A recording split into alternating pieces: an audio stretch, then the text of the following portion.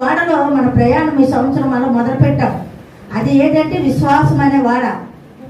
మన జీవితంలో మన లైఫ్లో ఏముంది? మనందరికీ విశ్వాసం అనే ఒక వాడ ప్రయాణం చేస్తున్నాము. ఈ ప్రయాణంలో ఎన్నో తుఫాను భయము బాధలు వచ్చినా దేనికి భయపడక, తుఫాను భయపడొద్దు, కెరటాలకు భయపడొద్దు, మనుషులు భయపడొద్దు. కానీ ఎవరు భయపడాలా? దేవునికి భయపడాలి. దేవునికి భయపడితే ఏముంటుంది?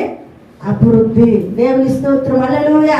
మర్చిపోకండి, దేవుని ఈ సంవత్సరం అంతా మళ్ళా నెక్స్ట్ ఇయర్ వచ్చే వరకు ఈ వాక్యాన్ని మీ హృదయంలో భద్రపరుచుకొని మీరు పొద్దున్న వెళ్తున్న ప్రతి పనిలో నేను ఎవరికి భయపడుతున్నాను క్వశ్చన్ మీరు వేసుకోవాలి.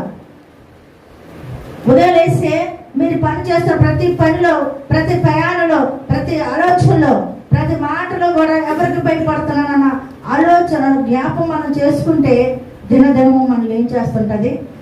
నడిపిస్తుంది.